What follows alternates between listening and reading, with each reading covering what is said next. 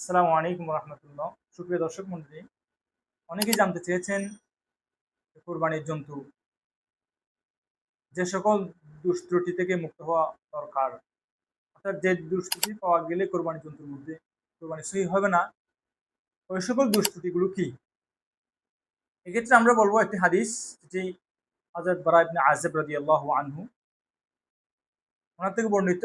হাদিসটি আবু দাউদ, ইবনে মাজাহ, তিরমিজি এই সকল কিতাবের মধ্যে এসেছেন এবং প্রখ্যাত মুহাদ্দিস আল্লামা আলবানী রহমতুল্লাহি আলাইহি হাদিসটাকে সহিহ বলেছেন। ওনার যে কিতাব সহিহুল আলবানী, সহিহ আবু দাউদ, ওই কিতাবের মধ্যে উনি হাদিসটি বর্ণনা করেছেন। হযরত বারা ইবনে আযিব রাদিয়াল্লাহু আনহু বলেন, সাআলতু আন-নবী সাল্লাল্লাহু আলাইহি ওয়াসাল্লাম মা লা ইয়াজুযু ফিল আযহি ইয়া রাসূলুল্লাহ, কুরবানির মধ্যে অর্থাৎ কুরবানির জন্তুর মধ্যে কোন ধরনের দোষ ত্রুটিগুলো পাওয়া গেলে কুরবানি সহি হবে না। হাদিসের এক পর্যায়ে তিনি বলেন, ফাকালা, তখন নবী সাল্লাল্লাহু আলাইহি ওয়াসাল্লাম বললেন, আরবাউন লা তাজুজ ফিল আযহি। রাসূল বলেন, চারটি দোষ এমন রয়েছে যেই দোষগুলো পাওয়া গেলে কুরবানি সহি হবে না। ফাকালা, রাসূল বলল, আল আওরা বাইয়িন আওরাহা। আওরা বলা হয় অন্ধ। এটি অন্ধ হতে পারে, আবার কানাও হতে পারে, মানে দুটি চোখ চোখ চোখ দুটি থেকে একটাও নেই, একদম অন্ধ। আরেকটা কানা, চোখ আছে দেখা যায় না, অথবা একটা একটা আছে আরেকটা নষ্ট, অথবা কোনো জন্তুর কাছে চোখ আছে কিন্তু ওই চোখগুলো এমনিতেই আছে কিন্তু কোনো কাজের না, ওই চোখগুলো দিয়ে জন্তু দেখতে পারে না। অর্থাৎ এমন জন্তু যে জন্তুটি অন্ধ এবং তার অন্ধটা স্পষ্ট, সে দেখতে পারে না, তাহলে রসুল বলেন ওই জন্তু দিয়ে কোরবানি সহি হবে না। ২ নম্বর, রসুল বলেন, ওয়াল মারিদাতু বাইয়িনুন মারাদুহা। এমন জন্তু যে জন্তু অসুস্থ এবং তার অসুস্থতা স্পষ্ট দেখা যাচ্ছে, পরিলক্ষিত হচ্ছে সেই অসুস্থতা।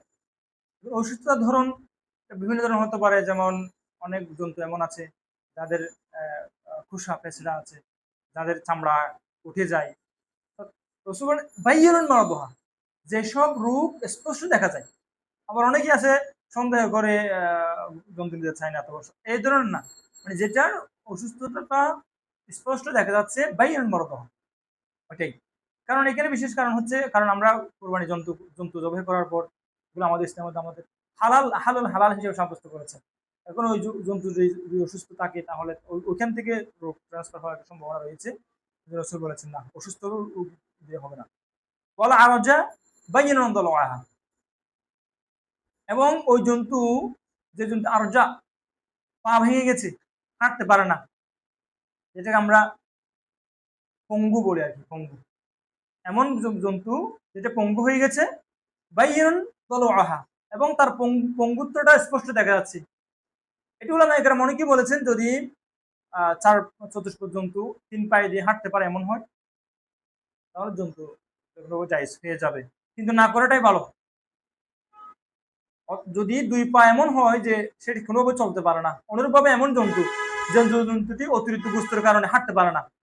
আমাদের এই যে যুগের মধ্যে, আধুনিক যুগের মধ্যে অনেক আমরা গরু এত মোটা করে ফেলি যে মোটা গরুগুলো হাঁটতে পারে না, মানে এতটুকু হাঁটতে পারে না যে সে ঈদগাহে যাবে বা যেখানে জবাই করবে ওখানে হাঁটে যেতে পারবে।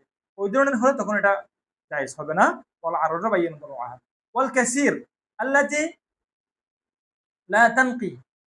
রাসূল বলেন, এবং এমন ভাঙা, পা ভেঙে গেছে, শিং ভেঙে গেছে, যেই ভাঙাটা অস্পষ্ট নয়, মানে স্পষ্ট করে দেখা যায় যে সে এটা ভেঙে গেছে। অন্য নাসাইয়ের অন্য কেউ মধ্যে এসেছে এমন আহত, যে আহতটা তাকে মানে জন্তুর ক্ষতি করে, ওই ধরনের যদি আহত হয় কিংবা ভাঙা থাকে, পা ভাঙা হোক, শিং ভাঙা হোক, তাহলে এক্ষেত্রে কোরবানি কিন্তু জায়েজ হবে না। নাসাইয়ের একটি রওয়ায়াতের মধ্যে এসেছে যদি পাগল হয়, তাহলে পাগল হলেও ওই জন্তুর মাধ্যমে কোরবানি করা হবে না। এই জন্য আমরা খেয়াল করবো। একই রওয়ায়াতের মধ্যে হযরত বারা ইবনে আযিব রাদিয়াল্লাহু আনহু শেষে গিয়ে বলছেন, ইন্নী আকরাহু আন ইয়াকুনা ফি সিন নাকস, যে জন্তুর বয়সের মধ্যেও কম হবে, হ্যাঁ এটাও আমি অপছন্দ করি। তাহলে এই ক্ষেত্রে এজন্য উলামা ইকরাম বলেছেন যে জন্তুর বয়সের ক্ষেত্রেও যদি বয়সে পরিপক্ক না হয়, যেমন উটের জন্য একটা নির্দিষ্ট বয়স রয়েছে, গরুর জন্য একটা নির্দিষ্ট বয়স রয়েছে, ছাগলের জন্য একটা নির্দিষ্ট বয়স রয়েছে, মেষের জন্য একটা নির্দিষ্ট বয়স, মেষের জন্য ১ বছর। তবে হ্যাঁ, মেষ যদি ১ বছর পরিপূর্ণ না হলেও যদি দেখতে 1 বছর মনে হয়, যদি মেষ এমন হয় এক্ষেত্রে সহি হবে। তবে হ্যাঁ, ছাগলের ক্ষেত্রে কিংবা গরুর ক্ষেত্রে এই কাজটা সহি হবে না। গরুর ক্ষেত্রে 2 বছর আর উটের ক্ষেত্রে 5 বছর। পরিশেষে হাদিসের মধ্যে হযরত বারা ইবনে আযিব রাদিয়াল্লাহু আনহু বলেন, ইন্নী আকরাহু আন ইয়াকুনা ফি সিনি নকস। বয়সের ক্ষেত্রে কম হবে এটাও আমি পছন্দ করি। কারণ এই ক্ষেত্রে উলামায়ে কেরামের জন্য কুরবানি জন্তুর ক্ষেত্রে কিছু বয়স নির্ধারণ করে দিয়েছেন। যেমন উটের ক্ষেত্রে 5 বছর, গরুর ক্ষেত্রে 2 বছর, মেষ এবং ছাগলের ক্ষেত্রে 1 বছর। তবে হ্যাঁ, যদি মেষ দেখতে এমন হয় যে সেটা আসলে 1 বছর পরিপূর্ণ হয় না, কিন্তু দেখতে 1 বছর মনে হয়, তাহলে মেষের ক্ষেত্রে এটা জায়েজ আছে। কিন্তু গরু, ছাগল বা মহিষ এগুলোর ক্ষেত্রে এ ধরনের কথা সহি হবে না। যে আমরা চেষ্টা করব আমরা আমাদের কুরবানিগুলোর জন্য আল্লাহ পাক কবুল করে এভাবে করি। আল্লাহ পাক সকলের কুরবানি কবুল করুক। আসসালামু আলাইকুম।